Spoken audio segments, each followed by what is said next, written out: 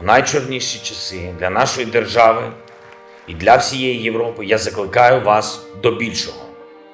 Нові пакети санкцій, вони потрібні постійно, щотижня, доти, доки російська військова машина не зупиниться.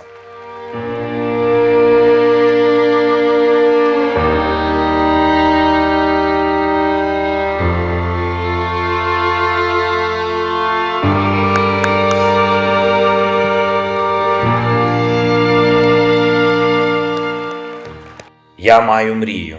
Ці слова відомі кожному з вас. Сьогодні я можу сказати, я маю потребу.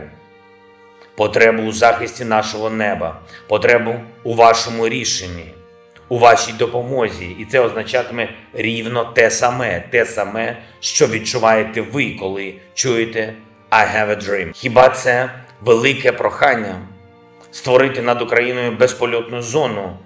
Хіба це забагато? Це врятувати людей, гуманітарну безпольотну зону, умови, за яких Росія вже не зможе щодня і щоночі тероризувати наші мирні міста.